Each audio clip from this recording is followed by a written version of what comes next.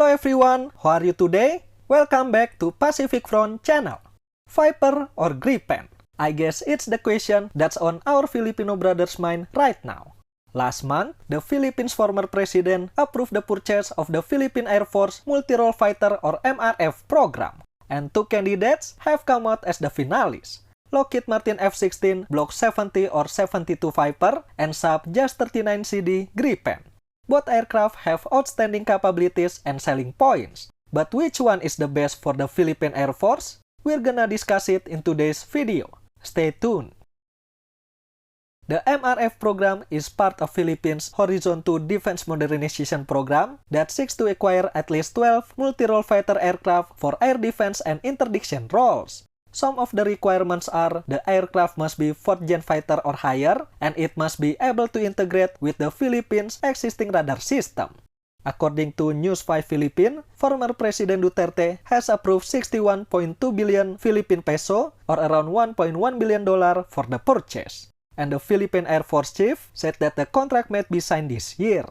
However, Jens argues that owing the time required for the new administration to assess the project, the contract is likely only to be signed next year.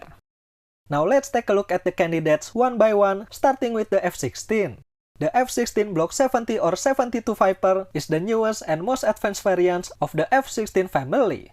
The Viper integrates advanced capabilities to be able to work better with 5th gen fighters, including the F-22 and the F-35. It features advanced avionics, a new APG-83 AESA radar, a modernized cockpit with new safety features, advanced weapons, conformal fuel tanks, an improved performance engine, and an extended structural service life of 12,000 hours.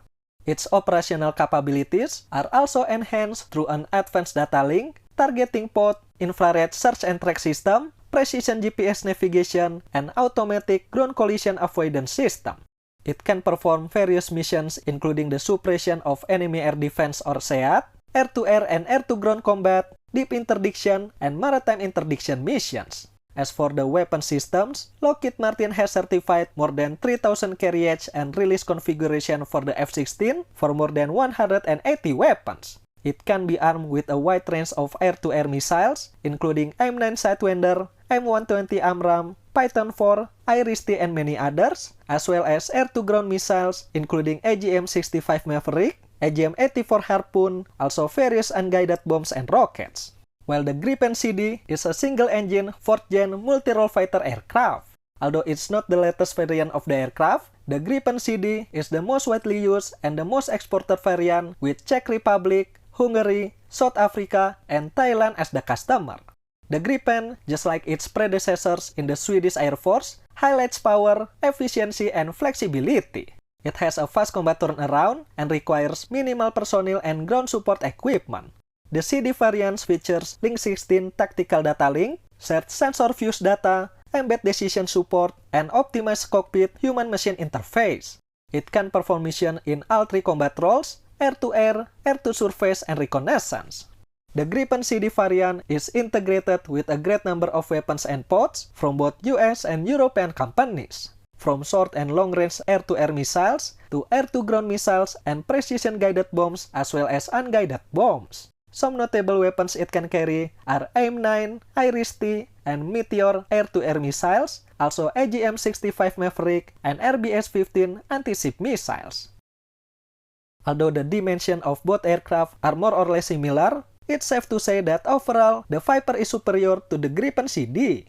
Its upgrades, notably the APG-83 AESA radar, which is based on technology from the F-22 and F-35, has transformed the F-16 as the 4.5th gen fighter aircraft with 5th gen DNA.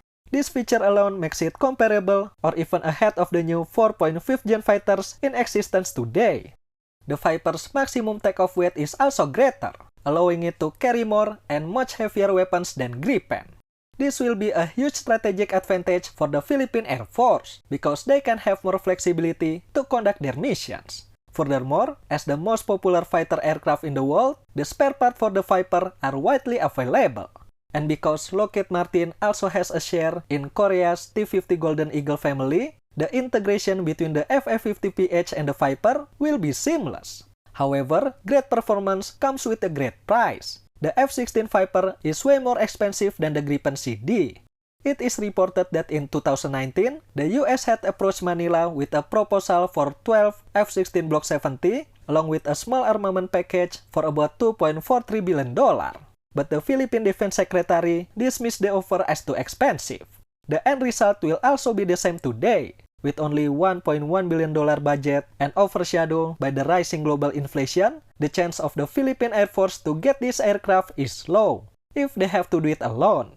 Currently, Lockheed Martin is still producing Viper for other countries, and it's reported that the production backlog of the aircraft won't be completed until 2026. This should also be consideration for the Philippine Air Force before deciding. What about the Gripen CD? Although on paper, it appears to be inferior to the Viper, the Gripen CD fit best for the Philippine Air Force requirement. The Gripen series is known as an advanced but affordable fighter aircraft. Its operating cost is also the lowest amongst the Western-built ones. Add that with minimum personnel and infrastructure required to support the aircraft, the Philippine Air Force can have a multi-role fighter that they've dreamed of with a relatively low price. The Gripen CD also shares the same engine as the Philippines FF-50, so the logistical footprint of the PAF can be minimized. Except for less advanced features and lower payload capacity compared to the Viper, I couldn't find other drawbacks for the Gripen CD. Personally, it's hard for me to compare both aircraft head-to-head like this, because the Gripen CD is not a direct competitor of the Viper. But we're not looking for the best aircraft between the two. We're looking for the best aircraft for the Philippine Air Force based on their needs and requirements. If we hold on to the budget allocation and calculate the cost of operation and maintenance, the Gripen CD will be the ideal choice for the Philippine Air Force. Its features, capability, and performance is one of the best out there, and the aircraft can be delivered much quicker as well. However, procuring defense equipment is not as simple as buying it and it's done. There are also political considerations which can favor the Viper. The US has more interest in the Indo-Pacific region than Sweden, and keeping the Philippines always on the US side is their priority. Who knows, maybe the US government will help buy the Viper either with a grant or something else to keep the Philippines close. From the Philippine standpoint, the US can quickly provide help to the Philippine Air Force if they need assistance. So despite it's more expensive and having a longer delivery time, the Viper still has a chance to win with the help of the US government. Right now, it's still too hard to predict which aircraft is gonna win. One thing for sure, both aircraft will help the Philippine Air Force and the Filipino people to better protect their airspace and territorial sovereignty. But if you ask me which aircraft I will choose the Viper. What about you? That's it for today. 2 candidates for the Philippine Air Force multi-role fighter program. What do you think of each aircraft? Let me know in the comment section below. Thank you for watching everyone, and I will see you in the next one.